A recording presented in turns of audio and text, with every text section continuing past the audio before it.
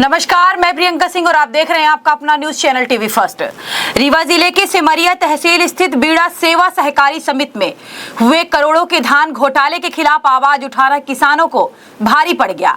अपने खून पसीने की कमाई के लिए संघर्ष कर रहे किसानों को आज उस वक्त गिरफ्तार कर लिया गया जब वो हाथ पैर में बेड़ियां डालकर मुख्यमंत्री से मिलने भोपाल जा रहे थे। दरअसल किसानों का आरोप है कि समिति प्रबंधक और खरीदी प्रभारी ने 63 किसानों की धान खरीदी के 1,28,00,000 रुपए का गबन किया है।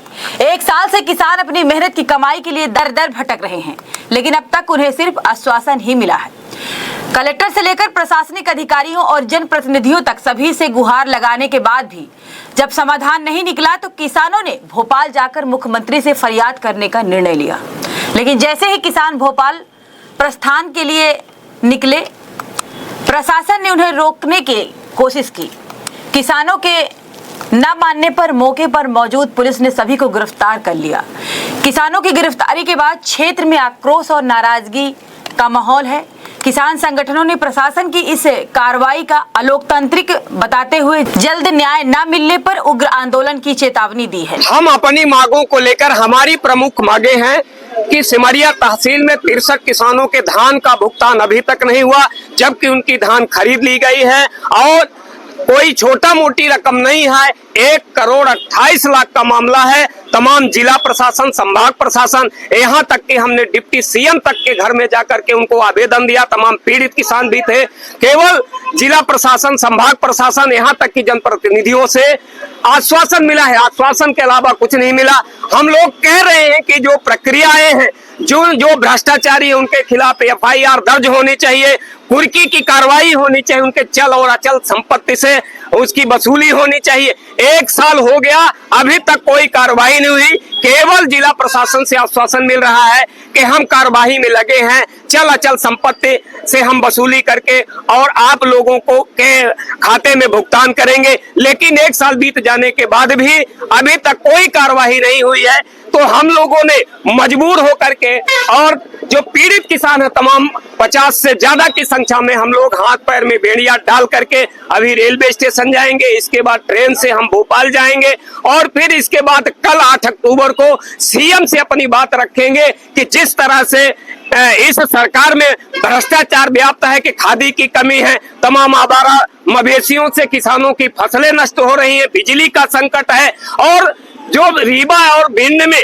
जिस तरह से किसानों के ऊपर लाठियां भाजी गई, यदि खाद न मिले तो न मिले, लेकिन किसानों के ऊपर लाठी नहीं बरसानी चाहिए। तमाम मामले को लेकर के हम सीएम हाउस जा रहे हैं और जाने का काम करेंगे। सीएम से मिलेंगे और अपनी आप बीती सुनाने का काम करेंगे। धन्यवाद।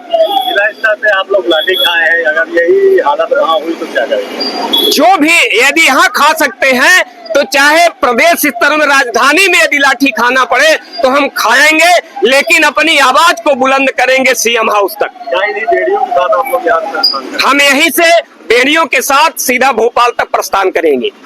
किसान जो गिरफ्तार किया जा रहा है, क्या मामला है? नहीं, वो अलग मैटर है, लेकिन जो बीड़ा वाले जो किसान हैं उसके संबंध में जो उनका जो भुगतान नहीं हुआ है, उसके संबंध में शासन को लेटर लिखा हुआ है और इनकी जो संबंधित दोषी है उनकी रिकवरी चल रही है। समिति प्रबंधक के द्वारा घपला किया गया 1,01,00,000। हाँ, तो उसी के संबंध